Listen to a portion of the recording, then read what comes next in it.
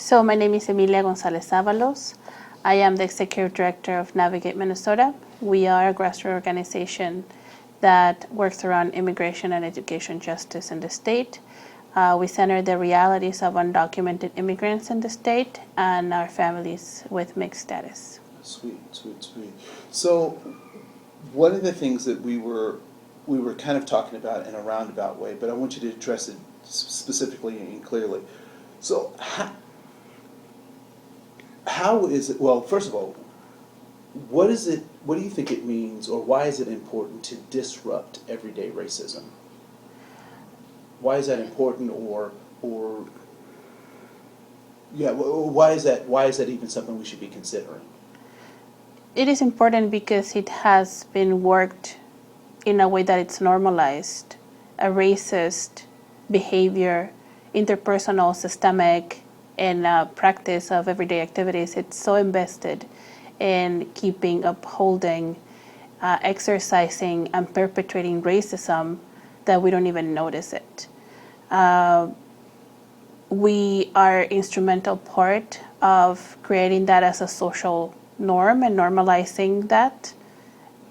Therefore, we are an instrumental part of the solution to disrupt it, to eradicate it. We all have a self-interest in making sure that that's not what the future looks like. We have a lot to lose. We've been losing a lot since its creation in terms of people and the environment, planet, whatnot. And it's we need more people doing it every day. Now, when we talked earlier, we were really talking about this impact that of kind of this imperialistic mindset that has been globalized in a sense. Right. Can you talk a little bit about why the work that you do here is important in counteracting that, as racism is a tool of that imperialistic kind of machine, if you will? Mm-hmm. Well, I think that you say why it's important to me, or why is your organization in a prime position to help undo the system of imperialism, racism, capitalism, nationalism? Why are you poised, and what do you do to dismantle that? Well, I think that as we are looking into the demographic change, Latinos are part of that growing population that becomes a sexy base to work on either side of the political spectrum. Everybody is looking into organizing the Latino vote. And everybody's looking into building this bilingual, bicultural, cultural strategies to get us to the polls, to be part of their campaigns, to be part of their work. Yet the reasons why a lot of the recent migrant majority, or at least the 2.5 million that were deported and the other 12 million that remain in the U.S. have come as undocumented people, given the systems, the economic systems that have depleted people from the resources that made their everyday living. That is deeply connected with imperialism. The reason, for instance, NAFTA, when NAFTA was implemented, a millennial food that was the source of building community, family, and sustainability, that was corn, became a completely different staple for the community. It was cheaper to buy corn from outside because our campesinos, our people that work the land, were not even able to compete with that cheap corn made artificially in Iowa. And the rhetoric that has been used is how this fight within interpersonal interest of who is going to get the resources is keeping us distracted from looking at the real problem of the destiny of working class white people is deeply connected to the destiny of undocumented people, of people suffering how to bring food on the tables of Latin America and then in other types of struggles that are happening in the nation. It looks different. The stories are told differently, but it is created in that same narrative of scarcity. Everything is going away, and we're not going to have good enough stuff for you. We're not going to have enough water for you. We're not going to have enough safe environments for you. And we are all fighting against this scarcity that is keeping us distracted from looking at what's really happening in the world and how we are perpetuating this oppression into one another when we know we have wealth in the world and our communities have everything that we need to win. But we need to do more work. We are getting there, but we need to do way more. Yeah, I was watching a documentary, and a person was talking about the undocumented workers coming in and taking jobs, and the interviewer asked the person, what kind of jobs are these undocumented workers coming to take, and he said, well, first of all, there aren't a lot of jobs. And the interviewer said, well, what were the majority of the jobs that were here that are now being taken or moved to other countries, right, is what people like to say. And he said, there used to be lots of pencil factories. Huh. Well, the interesting thing about that is nobody uses pencils anymore. Right. So the decline is not necessarily because of undocumented immigrants coming in. It's because the world has changed, and people haven't kept up with those changes. So how do you prepare undocumented people, families, students to create a legacy that undermines that stigma or the negative connotations of what that means to so-called be undocumented. So how do you prepare families for a legacy beyond that label? So that is a challenge, because most of the legislative work that has been created to give us some kind of immigration remedy has been created rooted in meritocracy. So we are portrayed as this working, super hard work community, and we are high achievers. The kids of undocumented immigrants are, the so-called dreamers that are high achieving high school, elementary school students that get this amazing GPAs, but they don't qualify for financial aid. Therefore, we have to help them because they're overachievers. They have the merit. And the immigration system has never been set in a way that creates a justice lens, or that allows a justice lens to create some kind of remedy. To answer that question, we really have to talk about the root of the immigration system. And we believe that the immigration system is connected to the pillars of white supremacy. Just as when we talk about white supremacy itself and being upheld through slavery and through Indian removal, we also believe that exclusive immigration practices and foreign policy are the other pillar of white supremacy that is upholding white supremacy that we don't talk about a lot, because we are told to look at the world from this scope without acknowledging that there is all these U.S. hands across the world that are building power continuously to make sure that this status quo, as it's called, does not change. So talking about those immigration policies and how the immigration system started, it was about allowing white people to have citizenship and having this relationship with the southern border and the American and Mexican relationship, the Mexican War and how those treaties happened, how that borderline changed. The reality is that we've never crossed any ocean to go anywhere. These were the routes, the original routes that have always been traveled through migrant people, indigenous migrant people. Our colonization looks different. In the English colonization, they were striving to eradicate indigenous people. In the southern, of what we call now the Mexican border, they didn't eradicate indigenous people. We had less amount of slavery, but the real slavery in the Spanish conquerors' territories were indigenous people. We are descendant of indigenous slaves.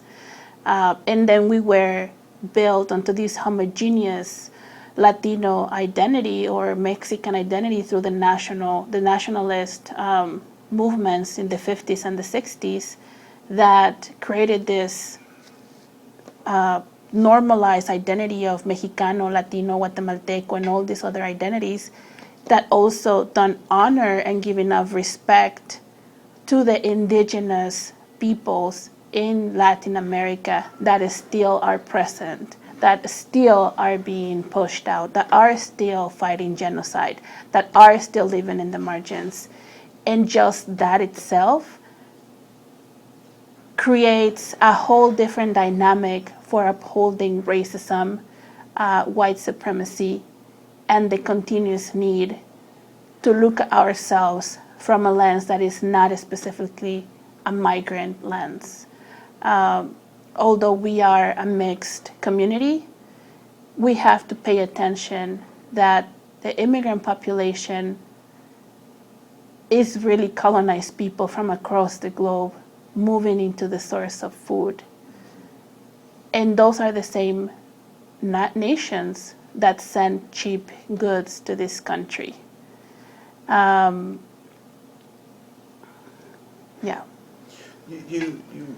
You mentioned, I mean, a lot of like heavyweight stuff, like the pillars of white supremacy.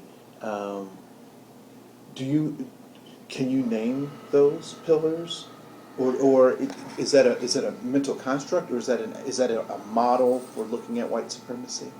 It is a model that I learned from a McAllister professor a long time ago. Her name, I'll give you her name in a bit, I have to look it up.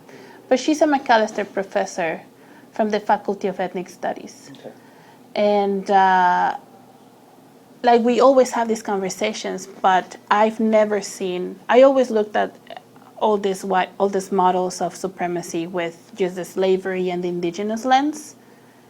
But to actually look at the model with an immigration narrative, or like looking at like the global perspective, because the world was still the world when colonization happened. Right. The world there was still foreign policy.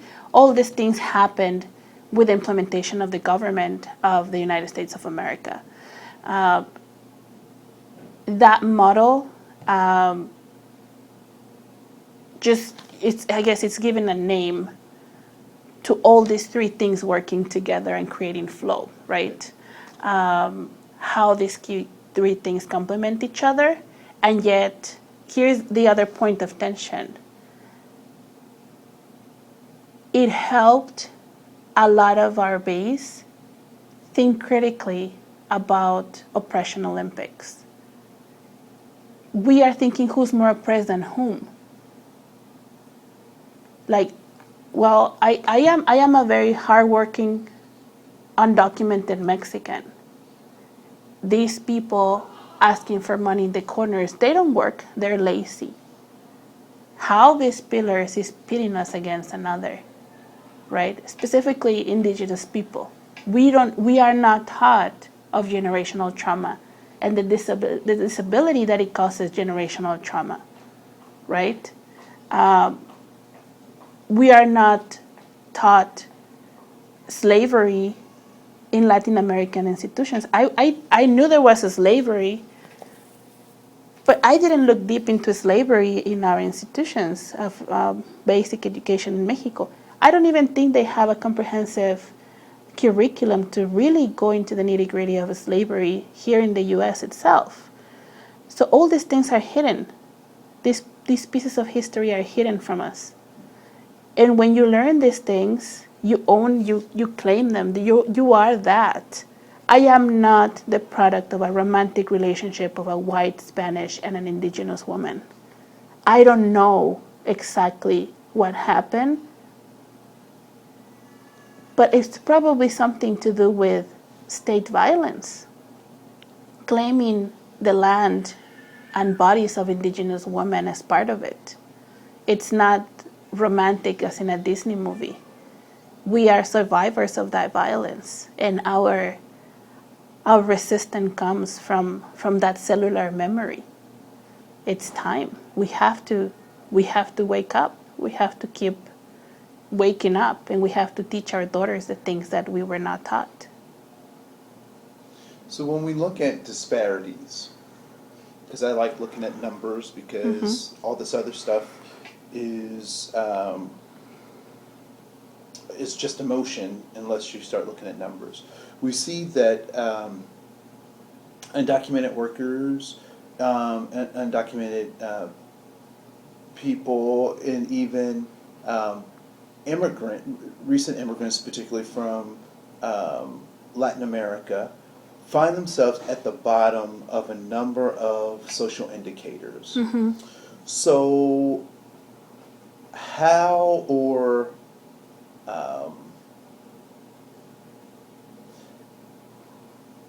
what needs to happen to empower folks so that all of these negative disparities don't continue into the future? So I think the first thing is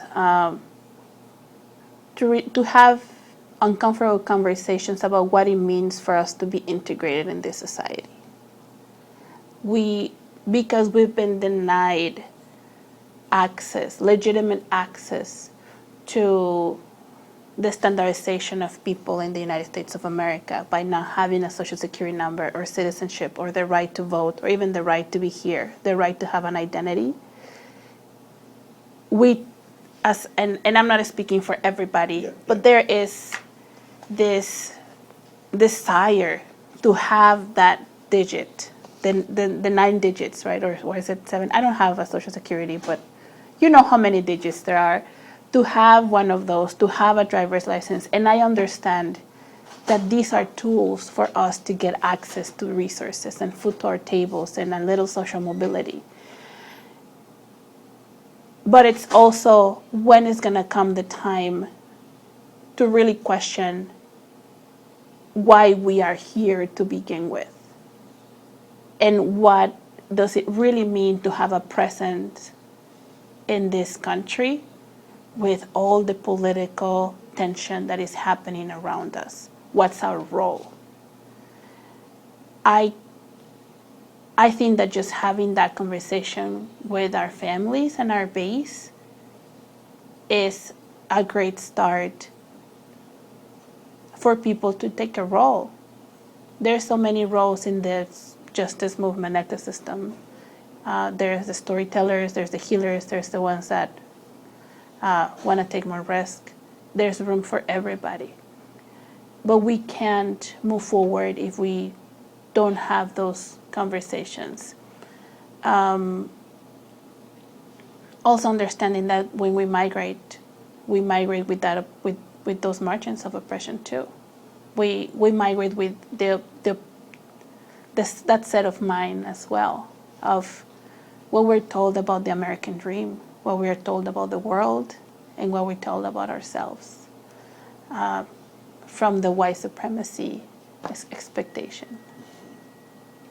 So if you could tell people you want them to either think one particular thing or you want them to act in a particular way to disrupt everyday racism, what would you want people to either do, or how would you want them to think as it relates, as you know, kind of racism is this blanket that covers a number of things, including undocumented immigrants.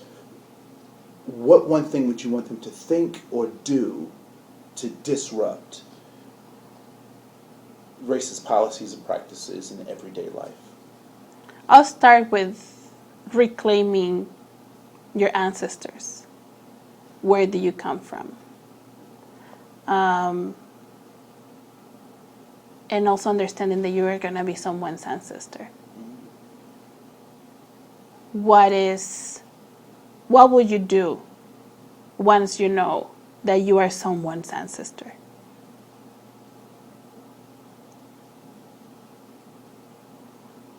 So, I mean, I'll need you to say these words.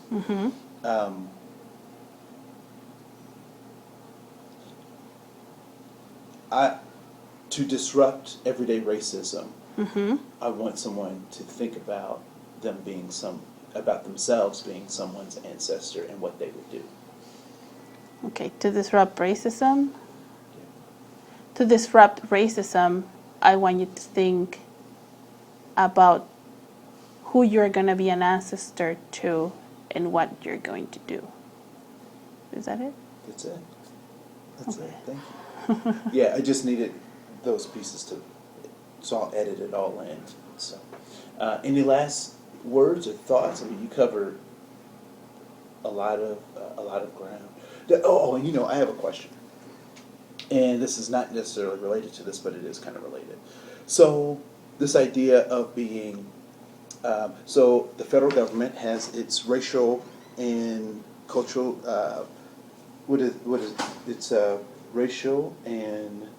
it's racial and cultural group status, and so it's non-Hispanic and Latino for all these categories except for Hispanic and Latino. So why do you think there's that difference between, so you can be black, but to be checked off, you can't be Hispanic or Latino. Or black and Latino. Or black and Latino, right? So you can't be those two, but you can be one, but not the mix of, and we know that Hispanic and Latino people are a mix of everybody. Yes.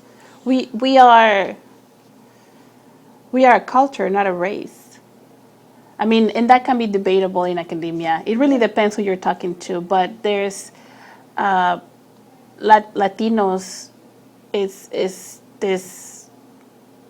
is a language that has been owned by probably Gen Xers and millennials, because Nixon actually called us Hispanics. That was our name given by the census during the Nixon administration. And that's what we've been called. We still call, there's still the Hispanic this and the Hispanic whatever. But that's here in the United States. Yeah, that's here in the United States. In Guatemala, they don't call themselves Hispanics. And in California, I think Chicanos are different than Hispanics. Right. And this idea of being, I heard a new term, Latinx, yeah. So it really depends how you own your political and your cultural identity. When we talk about identity,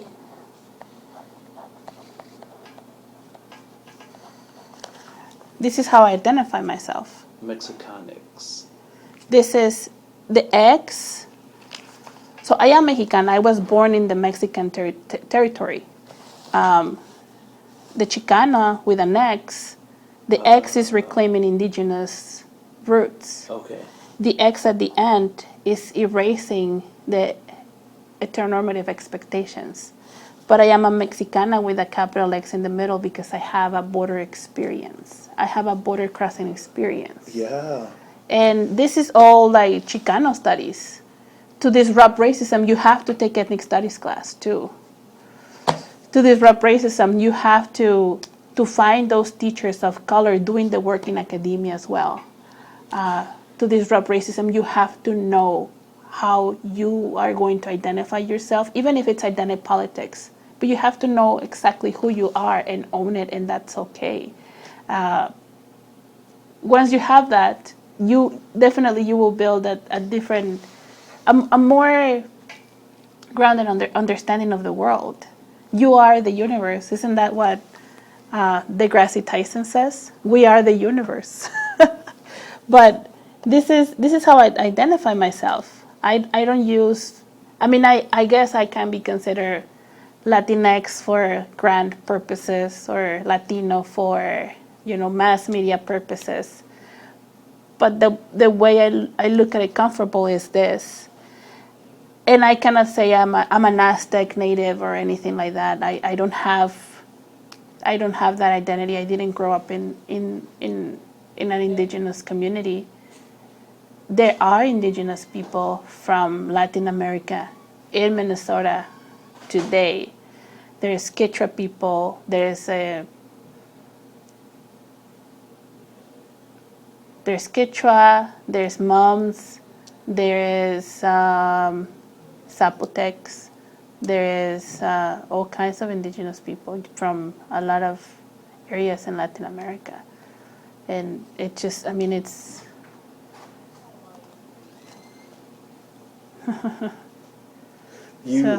So I could not have asked any questions. I could not have, steered you in any kind of way that would have gotten you to that point. But that was an excellent, excellent point. Yeah. Excellent point. Thank you. Thank you.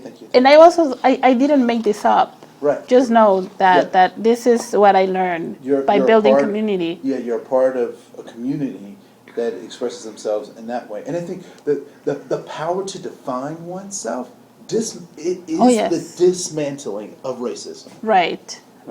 So, and the sad thing, I think, is for white people, they have not had the space or created the space to actually define themselves. Right. They've been defined by the imperialist homogeneity of this trickery, right? That they've been tricked out of their humanity, and so they become this bland thing called white. And so if I'm white, then that means everything else must be as bland as I am. So all brown people must be black, or Redskins and all this other stuff. This foolishness comes because white people haven't been able to find space to define themselves, and have actually lost their history. Right.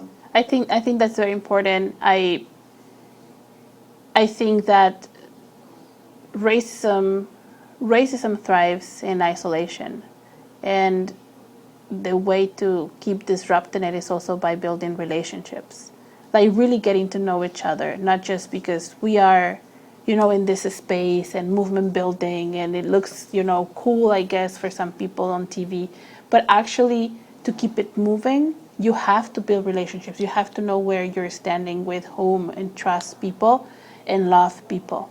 I was given these names and claims of identity from people that love me, from teachers that loved me, from mi jefa Susana de Leon in Aztec dance, from my sisters that I went to college with, from my friends. I was given this by people that loved me. And that itself is what racism don't want to happen. They don't want us to... It sounds cheesy, but it's really about love. And this is what I'm giving my daughter.